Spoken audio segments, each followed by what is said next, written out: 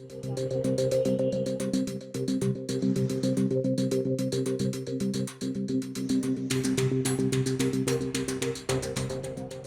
वक्फ संशोधन विधेयक पर बनी जेपीसी अपने निष्कर्ष पर पहुंची भी नहीं है कि वक्फ संपत्ति से जुड़ा मामला तूल पकड़ रहा है।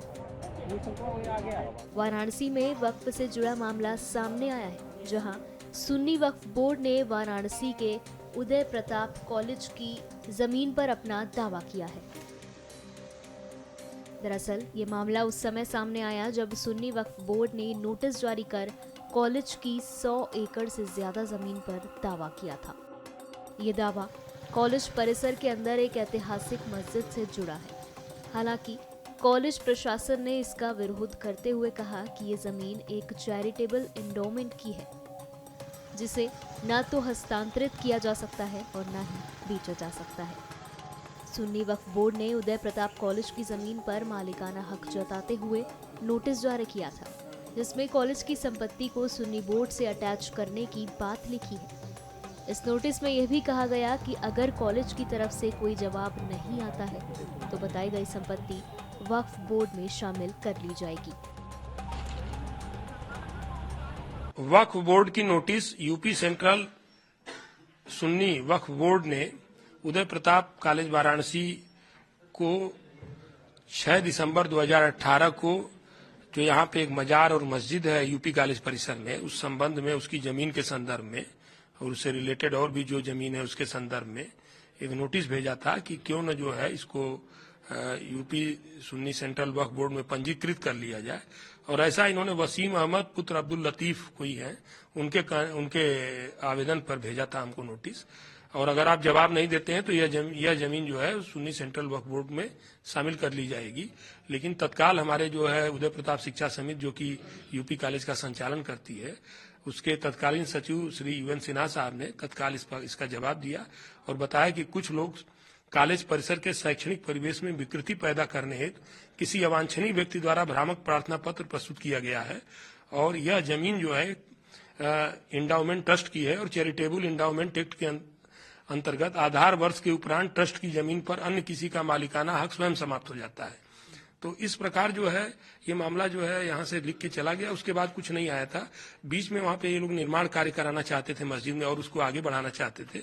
उस पर हम लोगों ने रोक लगाया। थाना अध्यक्ष शिवपुर को हमने सूचित किया, जो भी निर्माण सामग्री थी और जो भी वहाँ पे अवैध निर्माण कराए जाने का प्रयास था वो सब खत्म कराया और पुलिस को सूचना दिया। पुलिस हमेशा वहाँ पे हरकत में रहती है और इसके अलावा जो है अवैध तरीके से ये लोग जो है हमसे जो है हमारे बिजली कनेक्शन से इलेक्ट्रिसिटी कनेक्शन लेकर के चला रहे थे, उसको भी हमने कटवा दिया है। वर्तमान में ये लोग जो है बिजली का कनेक्शन नहीं ले पाए, इलेक्ट्रिसिटी कनेक्शन नहीं ले पाए।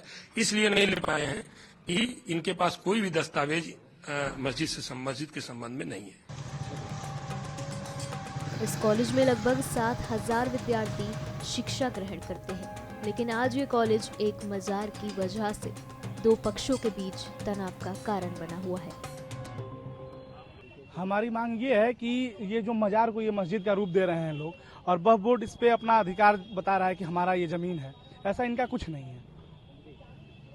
क्या आप यहाँ के छात्र हैं? हाँ, यहाँ हम छात्र हैं। किस तरीके की यहाँ पे संख्या रहती है? संख्या पहले निर्माण हो रहा है? शुरू में ये लोग 2-4 लोग आए, फिर माननीय अखिलेश यादव की सरकार में यहाँ फोर्स लगा के नमाज पढ़ाने का काम किया गया और माननीय मुख्यमंत्री जी के आने के बाद ये लोग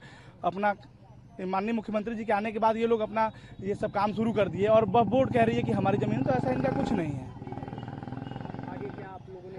आगे हम लोगों ने माननीय जिलाधिकारी से मांग किया है कि यहाँ 2-4 लोगों को अनुमति दें, बाकी जब तक जांच नहीं होती है यहाँ पूरी जांच करें कि किस बिहाफ पे ये लोग यहाँ हैं और उसके बाद इन लोगों को नमाज में 2-4 लोग आए। बाकी ये संख्या बढ़ती जा रही है। ये शिक्षा का मंदिर है, जहाँ छात्र पढ़ने आते हैं वहाँ ये लोग सौहार्द बिगाड़ रहे हैं भीड़ बढ़ा के। आज हम लोगों ने जिला अधिकारी को और ज्वाइंट पुलिस कमिश्नर को एप्लीकेशन दिया है।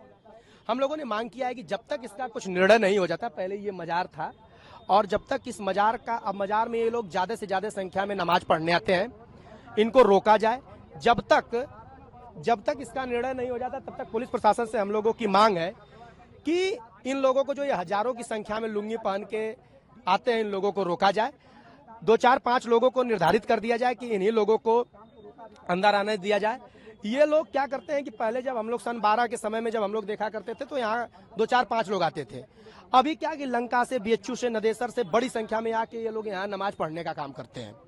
तो ये पुलिस प्रशासन और जिला प्रशासन इसको पता करे कि ये है क्या, ये जब जमीन कॉलेज की है तो इसमें इनका है क्या, ये लोग क्यों यहाँ आते हैं पढ़ने इतनी बड़ी संख्या में, जब आज बड़े समय तक नहीं आते हैं। तो पुलिस प्रशासन इसकी जांच करे ना कि जब ये 60 से मस्जिद है तो आप लोग लंबे समय से क्यों नहीं आते हैं, आप ये 5 साल के भीतर क्यों आने का काम किए हैं।